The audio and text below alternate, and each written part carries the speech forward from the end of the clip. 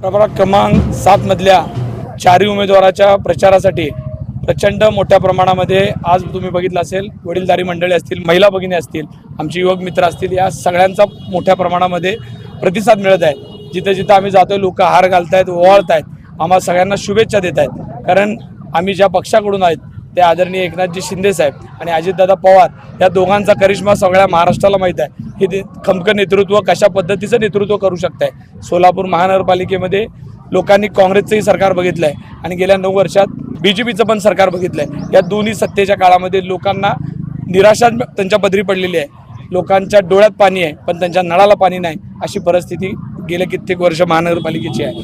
म्हणून मला विश्वास आहे की सोलापूर महानगरपालिकेवर शिवसेना, राष्ट्रवादी काँग्रेस या पक्षाचा महापौर तर होईलच होईल, पण त्याचबरोबर प्रभाग 7 मधल्या चारही उमेदवारांना आम्हाला जनता नक्की मोठ्या प्रमाणात काम करण्याची संधी देईल। माझं ओपन चॅलेंज आहे। आता तुम्ही एवढं सांगताय ना, तर प्रभाग 7चा उमेदवार तुम्ही असं सांगितलंय तर प्रभाग 7 मध्ये तुम्ही आता तुमची माझी गाठ आहे, अमोल शिंदे आणि देवेंद्र कोटे अशी लढाई आहे। त्याच्यामुळं आता तुम्ही सावध व्हा, ह्याच्यानंतर मी मध्यमध्ये येणार आहे, एवढंच सांगतो।